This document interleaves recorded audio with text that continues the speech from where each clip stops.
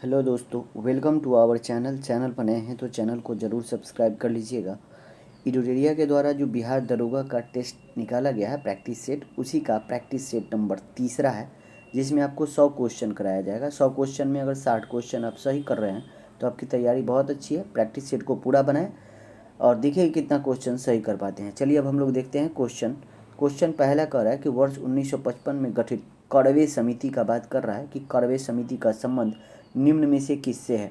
तो कड़वे समिति का गठन 1955 में हुआ था और किस लिए हुआ था, तो ये लघु उद्योग के लिए है। किसके लिए है? लघु उद्योग के लिए। तो इसका राइट आंसर ऑप्शन बी होगा। अगला क्वेश्चन देखते हैं कि स्वतंत्रता के समय देश की लगभग कितनी प्रतिशत जनसंख्या कृषि पर निर्भर था। जब स्वतंत्र हुए, स्वतंत्र 1947, बोला है कि उस समय हम लोग जब स्वतंत्र हुए थे तब देश की लगभग कितनी परसेंट ऐसी जनसंख्या थी जो कि कृषि पर निर्भर थी। तो लगभग 75%, कितना 75% जो लोग थे वो आपको कृषि से संबंधित थे। अगला क्वेश्चन देखते हैं। अगला क्वेश्चन है कि भारत में सामाजिक बैंकिंग सेवा की शुरुआत किस वर्ष प्रारंभ हुआ था। सामाजिक बैंकिंग सेवा का बात कर रहा है और सामाजिक बैंकिंग सेवा जो हुआ था वो 1969 में। कब? 1969। तो राइट आंसर कौन सा हो जाएगा? ऑप्शन बी होगा। अगला क्वेश्चन है कि भारत के पशुधन में सर्वाधिक आय किसका है। तो भारत में जो पशुधन है इनमें सर्वाधिक आय का बात कर रहा है, इसमें मुर्गी पालन में है। किस में है? मुर्गी पालन में है। तो राइट आंसर जो होगा वो ऑप्शन बी होगा। अगला क्वेश्चन है कि निम्नलिखित में से कौन सा युग्म सही है, यानी सही कथन हमको बताना है। सही कथन कौन सा है? इसमें जो दिया गया है कि अंकसमुद्र पक्षी संरक्षण अभ्यारण्य, ये आपको रिजर्व जो है कर्नाटका में है, ये बात तो सही दिया गया है। तो इसका राइट आंसर जो हो जाएगा वो ऑप्शन ए हो जाएगा। जो दिया गया है कराई वेट्टी पक्षी अभ्यारण्य, ये तमिलनाडु में है। कहाँ पे है? तमिलनाडु में। मगधी केरे संरक्षण रिजर्व का बात करेगा तो ये आपको कर्नाटका में है। कहाँ पे है? कर्नाटका में। और होकेरा आर्द्र भूमि का बात करेगा तो होकेरा आर्द्र भूमि जो है ये जम्मू कश्मीर में है। कहाँ पे है? जम्मू कश्मीर में है। अगला क्वेश्चन देखते हैं। अगला क्वेश्चन है कि सचिन तेंदुलकर को किस वर्ष भारत का सर्वोच्च नागरिक सम्मान भारत रत्न दिया गया था। तो सर इनको भारत रत्न कब मिला था ये पूछ रहा है। ये 2014 में दिया गया था। तो राइट आंसर जो होगा वो ऑप्शन सी होगा। अगला क्वेश्चन देखते हैं कि उर्दू भाषा के लिए प्रथम ज्ञानपीठ पुरस्कार विजेता निम्न में से कौन है। तो उर्दू भाषा के लिए प्रथम ज्ञानपीठ पुरस्कार जिसको मिला है उनका नाम है फिराक गोरखपुरी। क्या नाम है? फिराक गोरखपुरी। तो राइट आंसर जो होगा वो ऑप्शन ए हो जाएगा। इनकी पुस्तक थी गुल ए नगमा। गुल ए नगमा रचना के लिए ही मिला था। ठीक है, ए हो जाएगा। अगला देखते हैं कि होलकर ट्रॉफी का संबंध निम्न में से किस खेल से है। कौन सा? होलकर ट्रॉफी का बात कर रहा है और होलकर ट्रॉफी का जो संबंध है वो आपको ब्रिज किससे है? ब्रिज। तो राइट आंसर कौन सा हो जाएगा? ऑप्शन सी होगा। अगला क्वेश्चन है कि प्रसिद्ध भजन सुपारी का संबंध किस वाद्य यंत्र से है। भजन थे सुपारी और इनका संबंध पूछ रहा है किस वाद्य यंत्र से है, ये पूछ रहा है। तो संतूर वादक थे। तो राइट आंसर कौन सा? राइट आंसर ऑप्शन ए होगा। अगला क्वेश्चन है कि पाखू पीला लोक नृत्य का संबंध किस राज्य से है। तो पाखू पीला जो लोक नृत्य है और ये पूछ रहा है किस राज्य में। तो मिजोरम में। कहाँ? Mizoram is right answer. अगला क्वेश्चन देखते हैं कि मौर्य काल में एग्रोनोमोई अधिकारी किस क्षेत्र से संबंधित है। तो मौर्य काल का बात कर रहा है। तो मौर्य काल में जो एग्रोनोमोई अधिकारी थे वो किस क्षेत्र से संबंधित थे ये पूछ रहा है। तो याद रखिएगा ये मार्ग निर्माण के। किससे? मार्ग निर्माण। तो राइट आंसर ऑप्शन डी होगा। अगला क्वेश्चन हम लोग देखते हैं कि न्याय दर्शन का संबंध किससे है। आसान क्वेश्चन है। तो न्याय दर्शन का संबंध जो है वो गौतम से है। किससे है? गौतम से है। न्याय दर्शन गौतम से है। ठीक है, अगला क्वेश्चन हम लोग देखते हैं कि निम्न में से किस सुल्तान को सिकंदर सानी की उपाधि धारण किया था। सिकंदर सानी की उपाधि किसने धारण किया था? तो ये अलाउद्दीन खिलजी। कौन? अलाउद्दीन खिलजी जो है ये सिकंदर सानी की उपाधि धारण किया था। और अलाउद्दीन खिलजी जो है ये इसे द्वितीय सिकंदर भी कहा जाता है। क्या कहा जाता है? सिकंदर द्वितीय भी कहा जाता है। ठीक है, अगला क्वेश्चन हम लोग देखते हैं। अगला क्वेश्चन जो है 14 नंबर है कि प्रसिद्ध तेलुगु कवि श्रीनाथ किसके दरबार में रहते थे। तो श्रीनाथ जो है वो देवराय प्रथम के दरबार में रहते थे। सॉरी, देवराय द्वितीय के दरबार में रहते थे। किसके दरबार में? देवराय द्वितीय। तो राइट आंसर इसका ऑप्शन सी हो जाएगा। ऑप्शन सी, जो श्रीनाथ थे ये देवराय द्वितीय के दरबार में रहते थे अगला क्वेश्चन देखते हैं। अगला क्वेश्चन है कि निम्नलिखित में से किसने बाबर को सर-ए-पुल के युद्ध में पराजित किया था? बाबर को सर-ए-पुल के युद्ध में पराजित किया था, कौन किया था ये पूछ रहा है। तो याद रखिएगा सैबानी खान ने किया था। कौन किया था? सैबानी खान। सर-ए-पुल की जो है 1502 में युद्ध हुआ था। कब? 1502 में हुआ था और सैबानी खान ने बाबर को हरा दिया था। ठीक है, अगला क्वेश्चन देखते हैं। इलाहाबाद की संधि के बाद रॉबर्ट क्लाइव ने मुर्शिदाबाद का उप दीवान किसे बनाया था? तो मुर्शिदाबाद का उप दीवान बात कर रहा है तो याद रखिएगा मोहम्मद रजा खान को। किसको? मोहम्मद रजा खान को मुर्शिदाबाद का उप दीवान बनाया था। ठीक है, तो राइट आंसर कौन सा हो जाएगा? तो राइट आंसर होगा ऑप्शन डी हो जाएगा। राजा सिताब राय को इसी समय बिहार का उप दीवान बनाया था। ठीक है, अगला क्वेश्चन देखते हैं कि निम्न में किसे स्थानीय स्वायत्त शासन का जनक माना जाता है? तो स्थानीय स्वायत्त शासन का जनक माना जाता है, किसको माना जाता है? रिपन को माना जाता है। किसको? लॉर्ड रिपन को माना जाता है। और लॉर्ड रिपन का जो कार्यकाल था इसमें ही स्थानीय स्वायत्त प्रस्ताव 1882 में भारत में स्थानीय आधुनिक अस्थायी स्वशासन लाया था। ठीक है, इसलिए आपको स्थानीय स्वशासन का जनक लॉर्ड रिपन को माना जाता है। अगला क्वेश्चन देखते हैं कि भारतीय भाषा में 1857 के विप्लव के कारणों पर लिखने वाला प्रथम भारतीय कौन था? तो भारतीय भाषा में 1857 के विप्लव पर कारणों को लिखने वाला प्रथम भारतीय का बात कर रहा है तो ये सर सैयद अहमद खान लिखे थे। कौन? सर सैयद अहमद खान। तो राइट आंसर ऑप्शन बी हो जाएगा। ठीक है, इनके द्वारा एक पुस्तक लिखा गया था असबाबे बगावत हिंद। कौन? असबाबे बगावत हिंद 1859 में। ठीक है, अगला क्वेश्चन देखते हैं कि वर्नाक्यूलर प्रेस एक्ट को किसने निरस्त किया था? किसने निरस्त किया था? 19 नंबर क्वेश्चन है कि वर्नाक्यूलर प्रेस एक्ट को किसने निरस्त किया था ये पूछ रहा है। रिपन ने किया था। किसने किया था? Lord Ripon. लाया था लीटन, खत्म किया था रिपन। ठीक है, अगला क्वेश्चन है कि निम्न में से किसने कहा था कि आलोचना और स्वतंत्रता चिंतन एक क्रांतिकार की दो विशेषताएं हैं? क्या बोल रहा है कि आलोचना और स्वतंत्र चिंतन एक क्रांतिकार की दो विशेषता है। ये बात किसने कहा था? ये क्वेश्चन पूछ रहा है और ये बात भगत सिंह ने कहा था। किसने कहा था?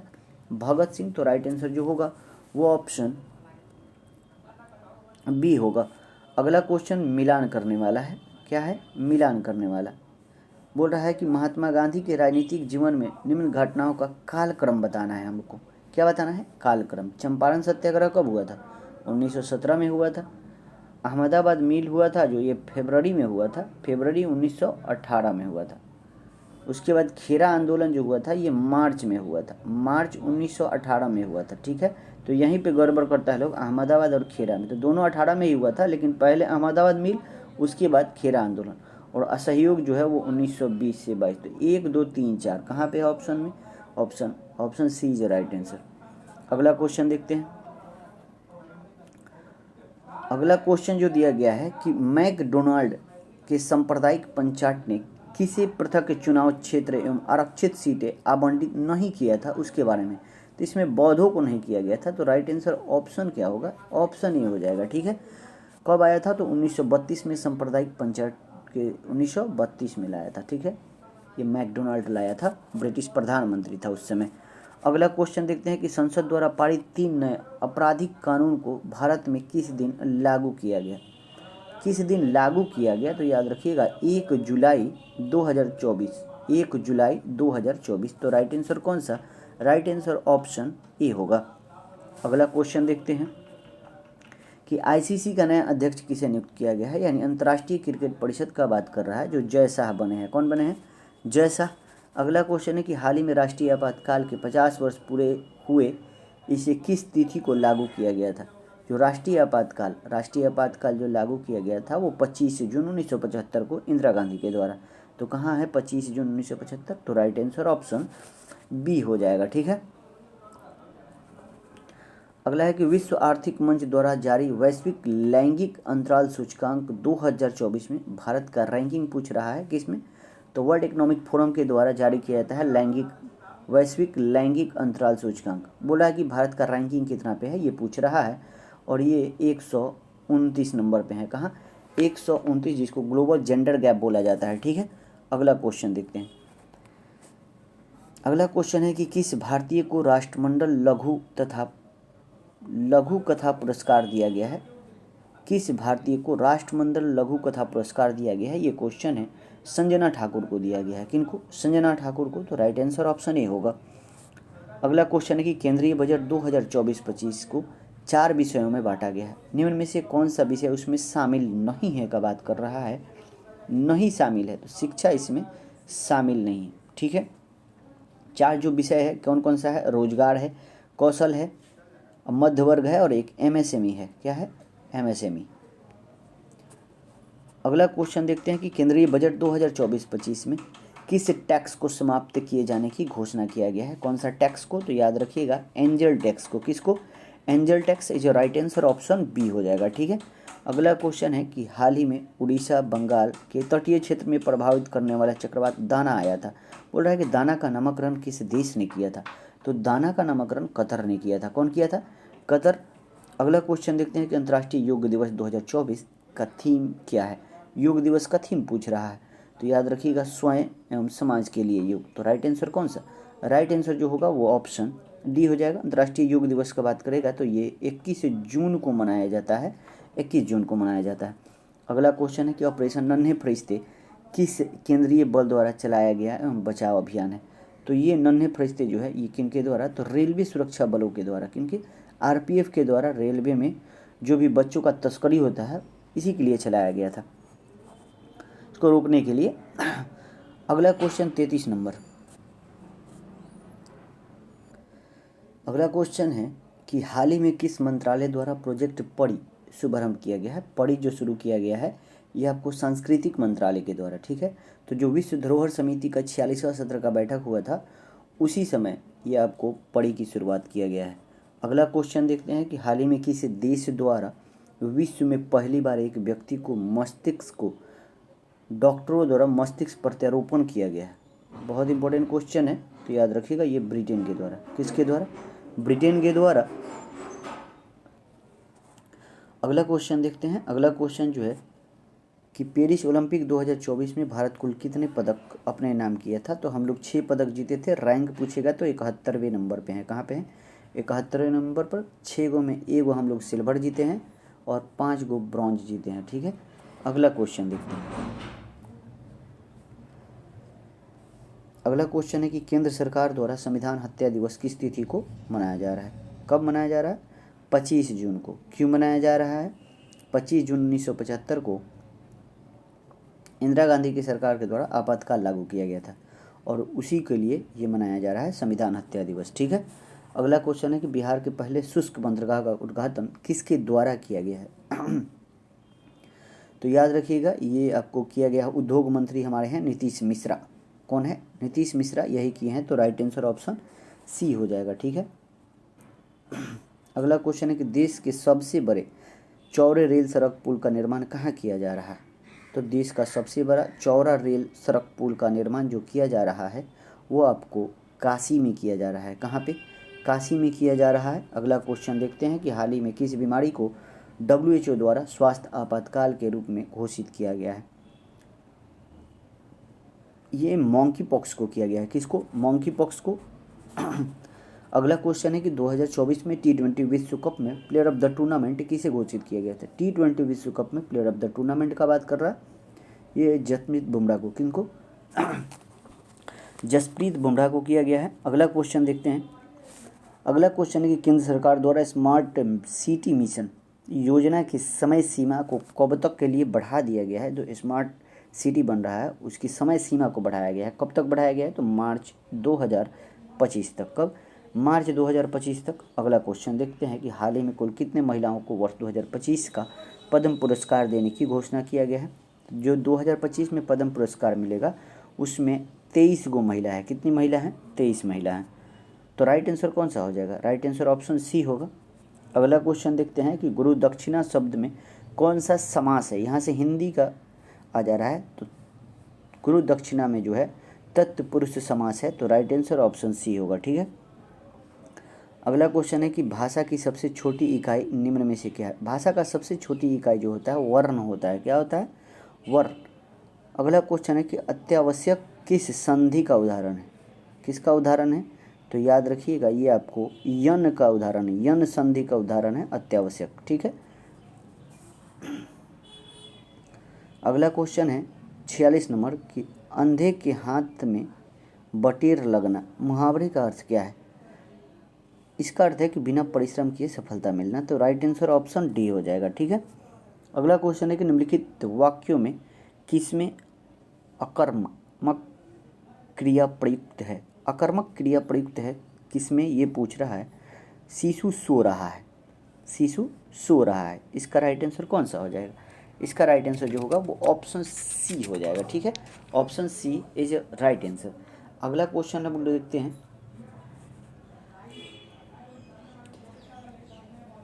अगला जो क्वेश्चन है साइनोनिम्स पूछ रहा है यहाँ पे आपको इकेस्टेसी का जो साइनोनिम्स है वो रैप्च्योर हो जाएगा। ठीक है, तो राइट आंसर ऑप्शन ए हो जाएगा। ठीक है।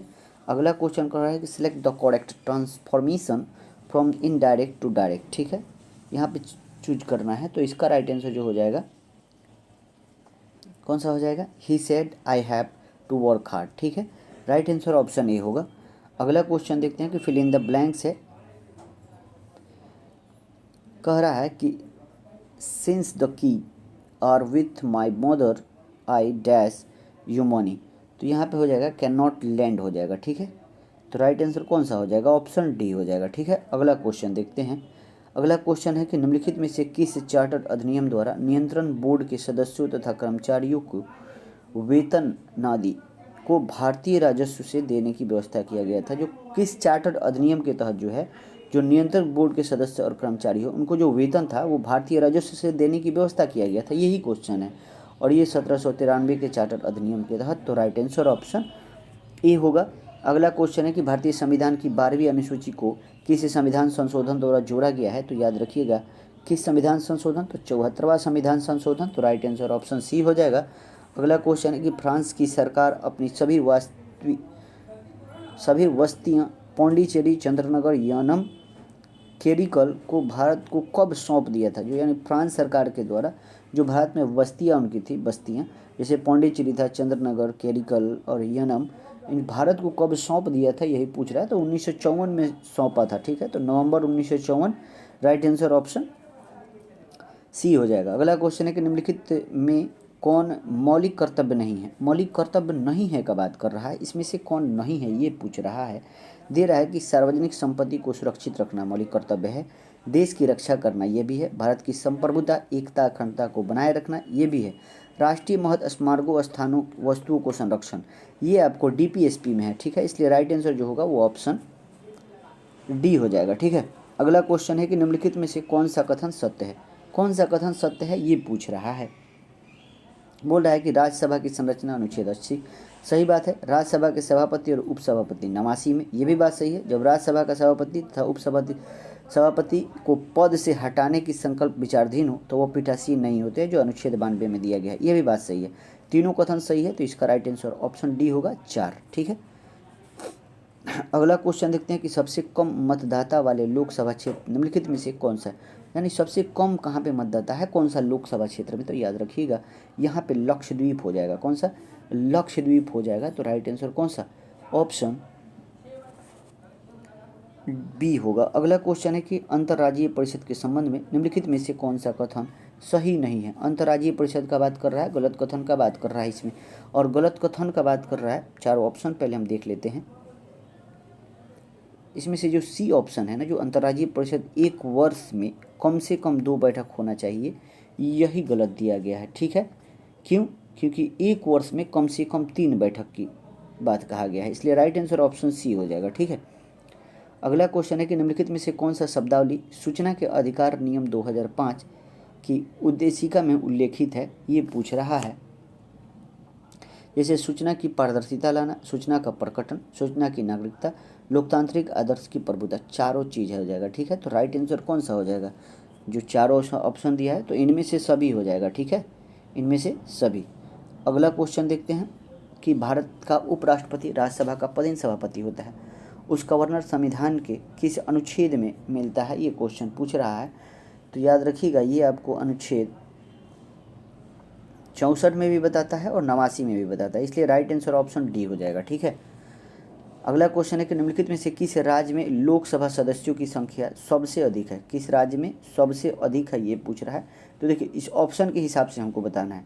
ऐसे तो सबसे ज़्यादा यूपी में है, लेकिन यूपी ऑप्शन में है ही नहीं, तो यहाँ सबसे ज़्यादा मध्य प्रदेश में हो जाएगा। ठीक है, क्योंकि मध्य प्रदेश में जो लोकसभा हैं वो 29 है। कर्नाटका का बात करेगा तो यहाँ पे 28 है, गुजरात में आपको 26 गो है, राजस्थान में 25 गो है। ठीक है। अगला क्वेश्चन देखते हैं कि अंडमान सागर एवं दक्षिणी चीन सागर को जोड़ने वाली जल संधि निम्नलिखित में से कौन सी है।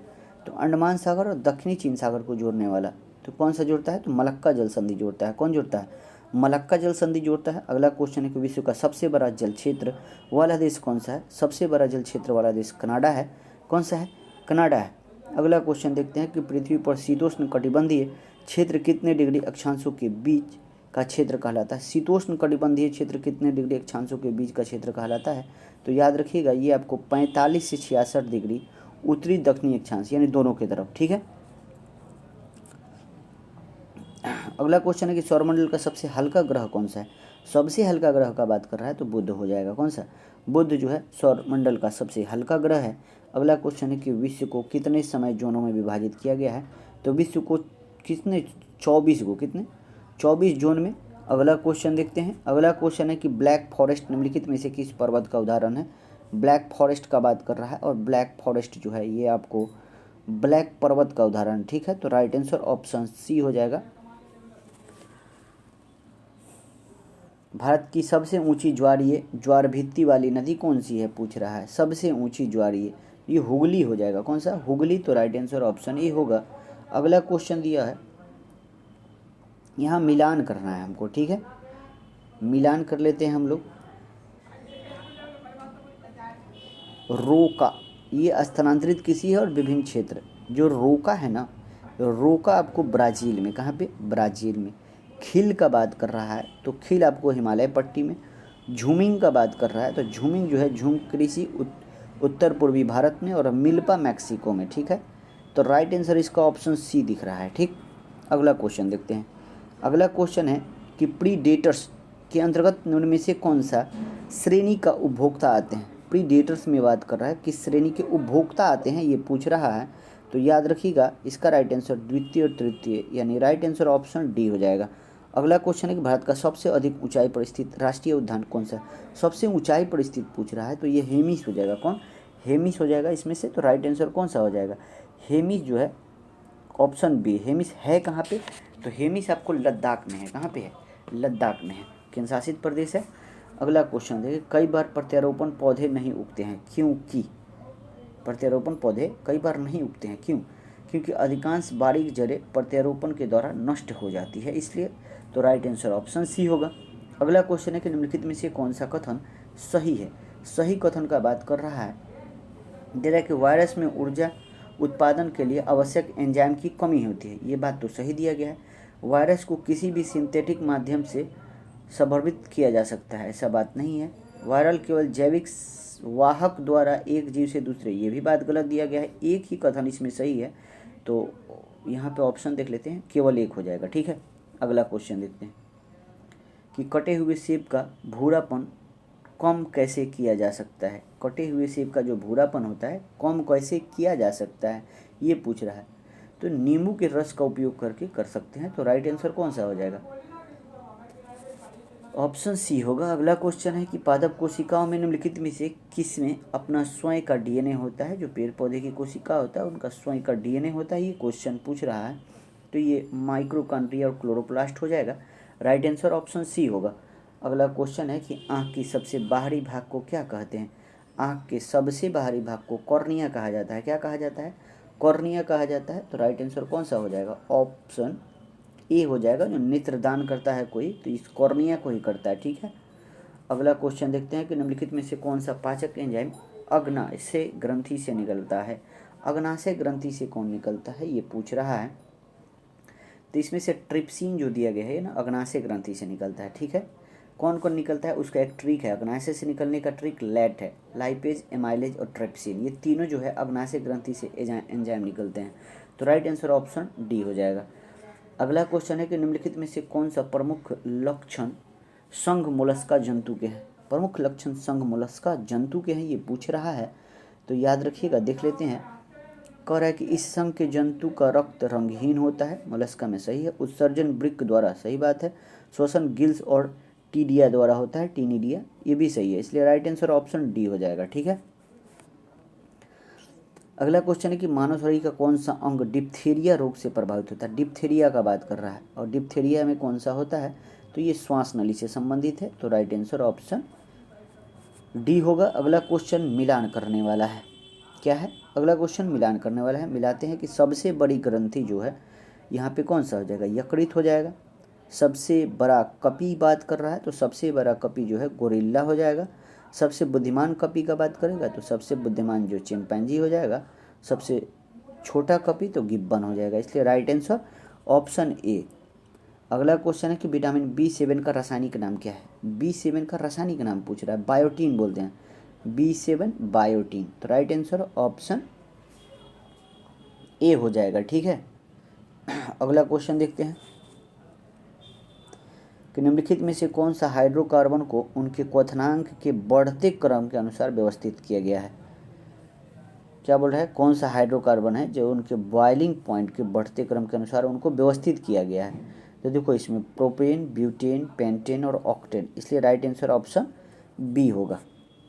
अगला क्वेश्चन है कि टूथपेस्ट दांतों को सड़ने से किस प्रकार रोकता है। टूथपेस्ट जो बोल रहा है किस प्रकार रोकता है, अतिरिक्त अम्लता को बेअसर कर देता है। ठीक है, इसलिए इसका राइट आंसर ऑप्शन ए होगा। अगला क्वेश्चन है कि निम्नलिखित में दही रखने की कौन सी विधि सही नहीं है। दही रखने की कौन सी विधि सही नहीं है ये पूछ रहा है, तो जो तांबे के बर्तन है इसमें नहीं रखते हैं। ठीक है। अगला क्वेश्चन देखते हैं। अगला क्वेश्चन है कि जल किसी अन्य तरल पदार्थ की तुलना में अधिक पदार्थों में घुल सकता है, क्यों। क्योंकि यह प्राकृतिक में द्विध्रुवीय है, इसलिए इसका राइट आंसर ऑप्शन ए होगा। अगला क्वेश्चन है कि निम्नलिखित में से कौन सा थर्मोप्लास्टिक का उदाहरण नहीं है। थर्मोप्लास्टिक का उदाहरण नहीं है का बात कर रहा है, तो मेलामाइन इसमें जो दिया गया है वो थर्मोप्लास्टिक नहीं है, तो राइट आंसर कौन सा हो जाएगा, राइट आंसर ऑप्शन डी हो जाए। ठीक है। जो रासायनिक विधि होता है उसके तरह दो तरह का प्लास्टिक होता है, एक थर्मोसेटिंग, एक होता है थर्मोप्लास्टिक। ठीक है। अगला क्वेश्चन है, बोल रहा है कि निम्नलिखित धातुओं का क्रियाशील का अवरोही क्रम बताना है। अवरोही क्रम हमको बताना है। ठीक है, तो इसमें से देखिए पोटेशियम पहले होगा, पोटेशियम के बाद सोडियम, सोडियम के बाद कैल्शियम और कैल्शियम के बाद मैग्नीशियम, यानी 2 1 4 3, 2 1 4 3 कहाँ पे है, 2 1 4 3। ठीक है। अगला क्वेश्चन देखते हैं कि निम्नलिखित में से किसका प्रयोग प्रकाश विद्युत सेल के इलेक्ट्रोड के रूप में किया जाता है। किसका प्रयोग किया जाता है, तो किसका किया जाता है, यहाँ पे हम सीजीएम का तो करते ही हैं, पोटेशियम का भी कब करते हैं। ठीक है, इसलिए राइट आंसर ऑप्शन डी होगा। अगला क्वेश्चन है कि तरल नाइट्रोजन के बारे में निम्नलिखित कथन पर विचार करना है। तरल नाइट्रोजन के बारे में विचार करना है, ये बोल रहा है कि यह एक रंगहीन, गंधहीन, गैर संरक्षक और गैर ज्वलनशील, अत्यधिक ठंडा, बात सही है। इसके सतह फैलाते ही गायब हो जाते हैं, ये भी बात सही है, तो सी इज अ राइट आंसर। अगला क्वेश्चन है कि एक सरल लोलक आवर्तकाल और प्रभावी लंबाई के बीच क्या संबंध है, ये पूछ रहा है। तो क्या संबंध होता है, प्रोपोर्शनल होता है, उल्टा होता है, तो इसका राइट आंसर जो हो जाएगा वो ऑप्शन डी हो जाएगा। क्या हो जाएगा, ऑप्शन डी हो जाएगा। अगला क्वेश्चन देखते हैं। अगला क्वेश्चन फिर है मिलान करने वाला, मायोपिया बोल रहा है, तो मायोपिया अवतल लेंस हो जाएगा, मायोपिया अवतल लेंस हो जाएगा, हाइपरोपिया उत्तल लेंस, प्रेसबोयापिया का बात करेगा ना, तो ये आपको हो जाएगा द्विफोकल हो जाएगा। ठीक है, और फिर एक बच गया, इसलिए इसका राइट आंसर ऑप्शन सी हो जाएगा। अगला क्वेश्चन है कि जब सूर्य की रोशनी बारिश की बूंदे पर पड़ती है तो इंद्रधनुष बनता है। निम्नलिखित में से कौन सा भौतिक घटनाएं जिम्मेदार हैं, सूर्य की रोशनी जब बूंद यानी वर्षा की बूंद पर पड़ती है तो इंद्रधनुष बनता है। बोल रहा है कि कौन सा भौतिक घटनाएं इसके लिए जिम्मेदार है, तो या प्रवर्तन भी होता है, अपवर्तन भी होता है, आंतरिक प्रवर्तन भी होता है, तीनों होता है। 1 2 3 कहाँ है, कोई नहीं है, इसलिए एक से अधिक हो जाएगा, इनमें से सभी। अगला क्वेश्चन है कि निम्नलिखित कथन पर विचार करना है। कह रहा है कि प्रकाश गुरुत्वाकर्षण से प्रभावित होता है, ब्रह्मांड लगातार फैल रहा है, पदार्थ अपने आसपास के स्पेस टाइम को विकृत करता है। ठीक है, 3 ऑप्शन दे दिया गया है। अब बोल रहा है, क्या बोल रहा है, अब बोल रहा है कि उपरोक्त में से कौन अल्बर्ट आइंस्टीन के सापेक्ष के सामान्य सिद्धांत की भविष्यवाणी है जिनकी अक्सर मीडिया चर्चा करती है। तीनों कथन है, तो तीनों कथन है, तो इसलिए इसका राइट आंसर ऑप्शन डी होगा। अगला क्वेश्चन देखते हैं। अगला क्वेश्चन, बॉल बेयरिंग का उपयोग साइकिल, कार आदि में किया जाता है, क्यों किया जाता है, ये क्वेश्चन पूछ रहा है। जो बॉल बेयरिंग होता है उसका उपयोग हम लोग कहाँ करते हैं, बहुत जगह करते हैं, जैसे साइकिल हो गया, आपको बैलगाड़ी में भी होता है, कार में भी होता है। तो बोल रहा है कि क्यों करते हैं, ये पूछ रहा है। तो जो पहिया होता है और धुरी उसके बीच संपर्क को, प्रभावित क्षेत्र को कम करना। ठीक है, इसलिए राइट आंसर ऑप्शन सी होगा। अगला क्वेश्चन है कि ठंडे कक्ष में रखे गए फल लंबे समय तक सुरक्षित रहते हैं, क्यों रहते हैं, श्वसन का दर कम हो जाता है, किस लिए, श्वसन का दर कम हो जाता है। अगला क्वेश्चन देखते हैं कि निम्नलिखित में से कौन सा उपकरण यांत्रिक ऊर्जा को ध्वनि ऊर्जा में रूपांतरित करता है। किसको, यांत्रिक को ध्वनि में बदलता है, किसको, यांत्रिक को ध्वनि में बदलेगा, कौन बदलेगा इसमें से, सितार। अगला क्वेश्चन देखते हैं, यहाँ से आपको मैथ का सवाल 5 गो देता है जो हम छोड़ देते हैं। ठीक है, मिलते हैं अगले वीडियो में। जय हिंद, जय भारत।